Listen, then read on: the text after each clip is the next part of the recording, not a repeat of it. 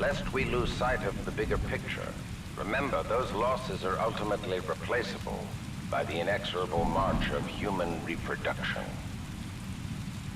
By decisively neutralizing the militia forces, we will in fact safeguard the existence of the human race, extending its reach and power towards a prosperous and bright future.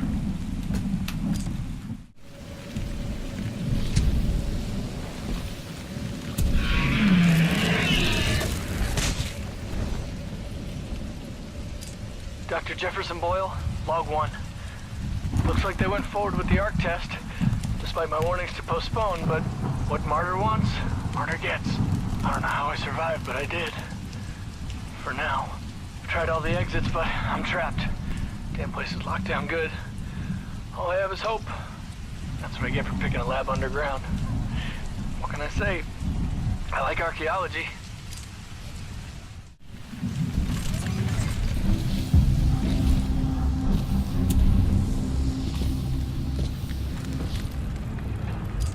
The trial run of the Ark will continue as planned, but you have to get security to evacuate all Tier 1 personnel.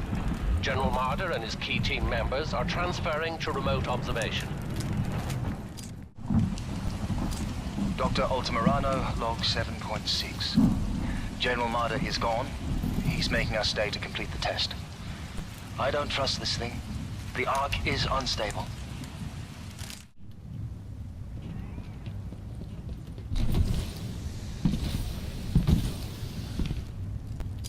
Dr. Alexander Darren, log 14.6. The intruder has some kind of advanced tech and is slaughtering our response teams.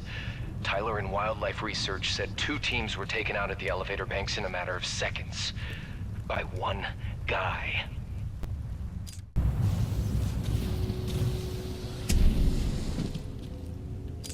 Dr. Ehrenberg, log 11.4. Further research still leaves questions about the fold weapon and its intended purpose. I don't think we're using it right, and that may cause a problem. Marder thinks it's worth it. Well, I'm going on record. This is a bad idea.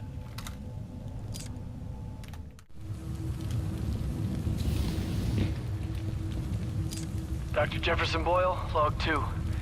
I found myself a standard IMC survival kit, which provides me with enough flavorless rations to keep me alive for a few days. I'm hoping that's all I need. Otherwise, I'm gonna have to get creative. I hate getting creative.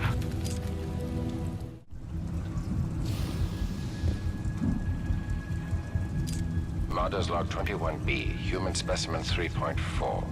The experiments on the IMS Odyssey's colonists are underway. Soon we will discover the long-lasting effects the Ark has on organic matter and brain function.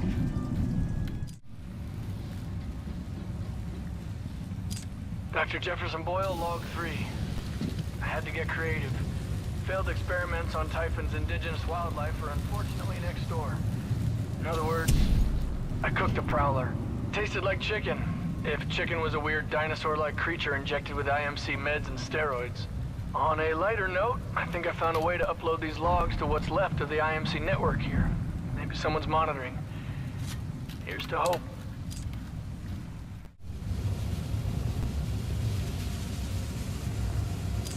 I would like to spend some time today to talk about the value of human life. There is no value to human life. Now that I have your attention, to be more precise, human life to a certain limit is expendable. We are self-perpetuating yet self-destructive, adaptable yet flawed, and always resource-intensive. We are endless consumers of resources. But most relevant to our research here is one undeniable fact, that human life is abundant. Overpopulation of any colonized world is a given.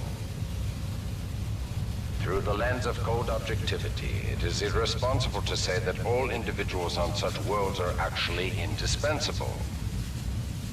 Millions of humans die across the colonized world every day by any number of causes. Human life is expendable. Now our problem is twofold. On the one hand, we are faced with a hostile frontier populace opposed to our commercial pursuits for the greater good. And on the other hand, there is a never-ending cry for natural resources, demanded of us by the greater populations of the core systems. We must have order on the frontier if we are to achieve true progress, but the militia, in its provincial myopic lack of vision, refuses to accept this. Thus, we are at war. Now the bitter truth.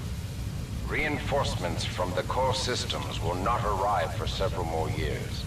The militia gains strength day by day, taking back one planet after another.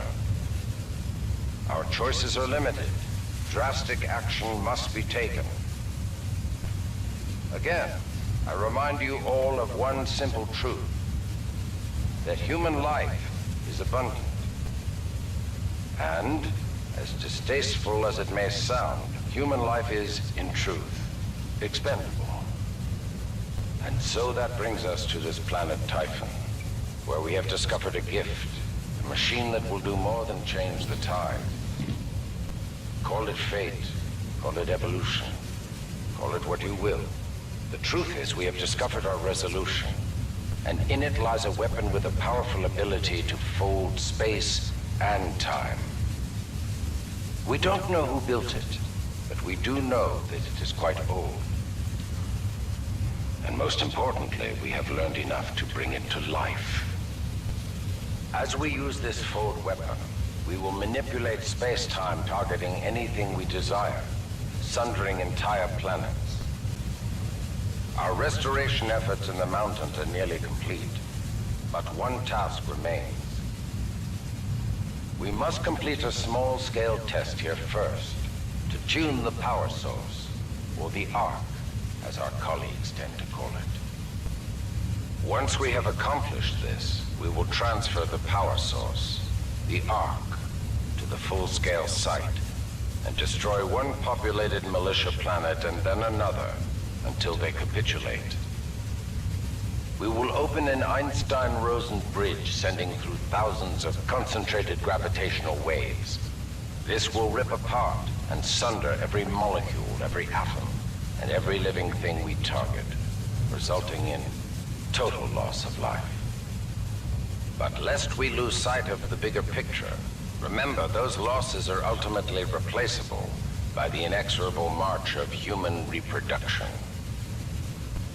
By decisively neutralizing the militia forces, we will in fact safeguard the existence of the human race, extending its reach and power towards a prosperous and bright future.